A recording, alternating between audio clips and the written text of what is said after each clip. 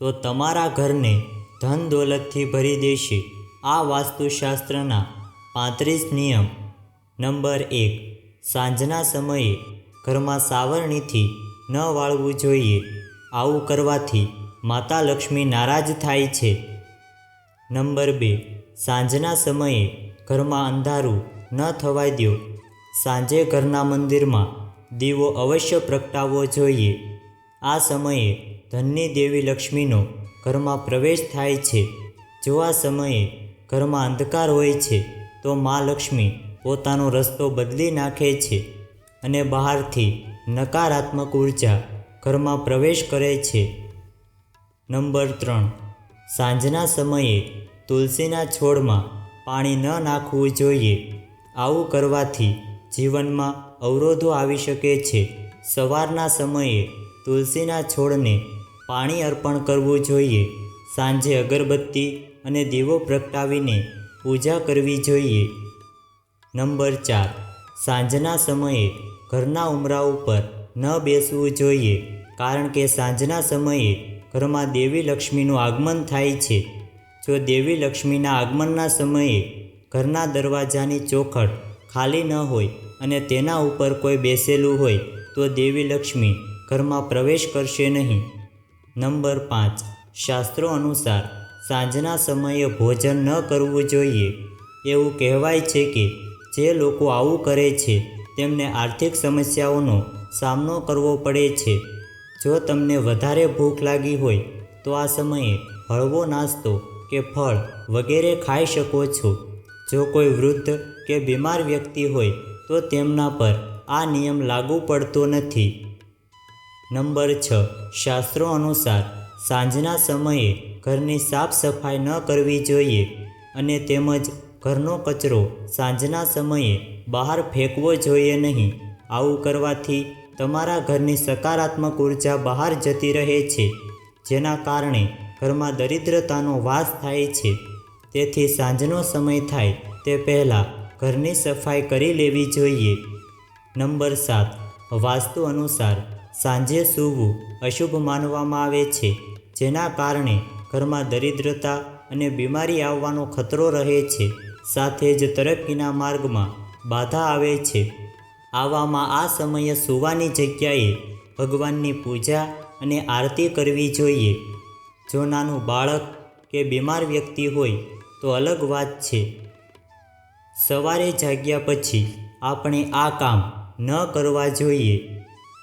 Number 8, vastu અનુસાર સવારે ઉઠતાની સાથે જ બંધ ઘડિયાળ તરફ જોવું મોટો દોષ માનવામાં આવે છે। વાસ્તુ અનુસાર સવારે વહેલા ઉઠીને બંધ થઈ ગયેલી ઘડિયાળ તરફ જોવું અને તેને ઘરના કોઈ ખૂણામાં રાખવી એ પણ મોટો દોષ માનવામાં આવે છે। નંબર 9, સવારે જાગ્યા પછી એવી વસ્તુ જુઓ જેનાથી તમારું મન પ્રસન્ન થાય। તમારે ભગવાનના દર્શન કરવા જોઈએ, હાથ જોડીને ભગવાનનું નામ લેવું જોઈએ, ગાયત્રી મંત્રનો જાપ કરવો જોઈએ, સૂર્યદેવના દર્શન કરવા જોઈએ, સૂર્ય નમસ્કાર કરવા જોઈએ, શ્રીફળ, શંખ, મોર, કમળ વગેરે તસવીરોના દર્શન કરવા જોઈએ।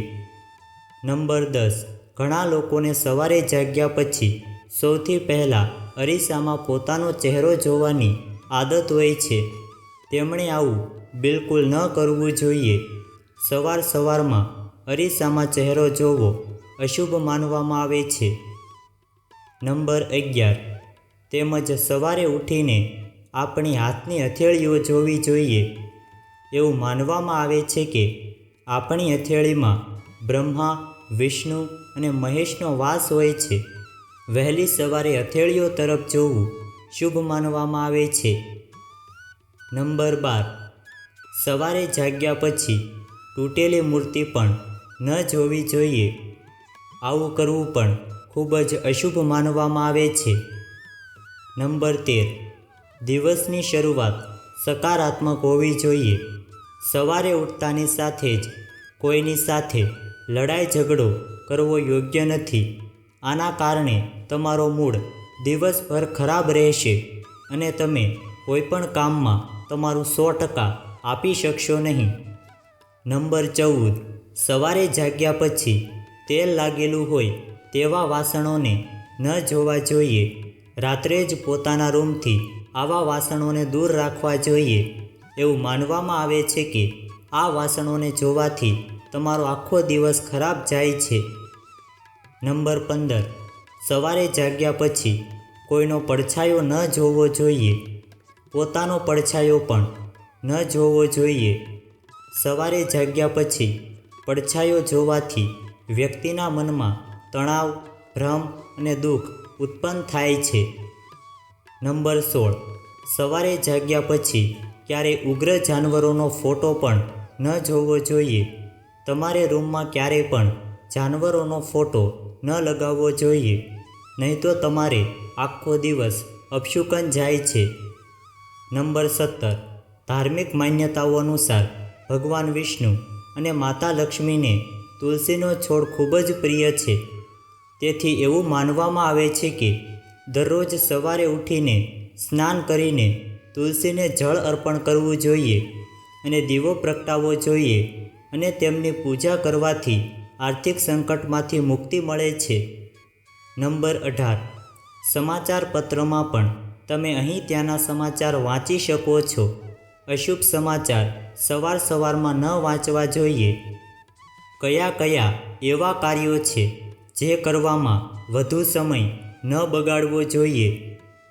નંબર 19, આપણે સ્નાન કરવામાં વધારે સમય ન બગાડવો જોઈએ. વધારે પડતો સમય લેવાથી આપણો સમય બરબાદ થાય છે અને આપણે સમયસર આપણા ગંતવ્ય પર પહોંચી શકતા નથી. નંબર 20, આપણે રાત્રે સૂવામાં વધારે સમય ન લેવો જોઈએ. જો આપણે વધુ સમય લઈએ તો તેનો અર્થ એ છે કે આપણે શારીરિક રીતે સ્વસ્થ નથી. તંદુરસ્ત વ્યક્તિને ઊંઘ આવવામાં વધુ સમય લાગતો નથી. આ સિવાય પણ આવા ઘણા કાર્યો છે જેને આપણે શક્ય હોય તેટલી ઝડપથી પૂર્ણ કરવાનો પ્રયાસ કરવો જોઈએ, નહીંતર આપણે જીવનની દોડમાં પાછળ રહી જઈશું. નંબર 22, એ જ રીતે આપણે વ્યાયામ કરવામાં વધુ સમય ન લગાડવો જોઈએ. વધારે સમય વિતાવવાથી પણ આપણા સાંધામાં દુખાવો થઈ શકે છે. નંબર 23, આપણે રોજિંદા ઘરના કાર્યો કરવામાં વધુ સમય ન આપવો જોઈએ. આનાથી આપણે ન તો પોતાના માટે ખાલી સમય કાઢી શકીશું અને ન તો આપણો થોડો સમય બીજાને આપી શકીશું. નંબર 24, જીવનને વધુ સારું બનાવવા માટે દરરોજ કઈ વસ્તુઓ કરી શકાય, જે કાર્યો દરરોજ કરવા જોઈએ? નંબર 25, વહેલા ઉઠ્યા પછી હૂંફાળું પાણી પીવું જોઈએ. નંબર 26, દરરોજ સવારે વહેલા ઉઠવું જોઈએ. નંબર 27, પછી તમારું રોજનું કામ પૂરું કર્યા પછી તમારે સારો હેલ્ધી નાસ્તો કરવો જોઈએ. નંબર 28, સારું પુસ્તક વાંચવું જોઈએ. નંબર 29, દરરોજ સમાચાર પત્ર વાંચવું જોઈએ. નંબર 30, વ્યાયામ કરવો જોઈએ. નંબર 31, મેડિટેશન અને યોગ દરરોજ કરવા જોઈએ. નંબર 32, માતા પિતાને રોજ પ્રણામ કરવા જોઈએ. નંબર 33, જંક ફૂડ ન ખાવું જોઈએ. નંબર 34, ખાલી સમયમાં સારું સંગીત સાંભળવું જોઈએ. નંબર 35, પરિવાર સાથે સમય પસાર કરવો જોઈએ. નંબર 36, રાત્રે સમયસર સૂવું જોઈએ. નંબર 37, એ કયા કાર્યો છે જે હંમેશા ન કરવામાં ભલાઈ છે? નંબર 38, ચોરી ન કરવી, ખોટી સલાહ ન આપવી, વ્યભિચાર ન કરવો. નંબર 39, કોઈને હેરાન ન કરો, કોઈના પર ખોટો આરોપ ન લગાવવો. જો આ વિડીયો તમને પસંદ આવ્યો હોય તો વિડીયોને લાઈક કરી દેજો, ચેનલને પણ સબસ્ક્રાઈબ કરજો અને બાજુમાં આપેલા બેલ આઇકનને પ્રેસ કરીને ઓલ ઉપર સિલેક્ટ કરી લેજો, જેથી તમને વિડીયોની નોટિફિકેશન સૌથી પહેલાં મળતી રહે. અને કોમેન્ટ બોક્સમાં જય શ્રી રામ જરૂરથી લખજો. વિડીયોને છેલ્લે સુધી જોવા બદલ આપનો ખૂબ ખૂબ આભાર.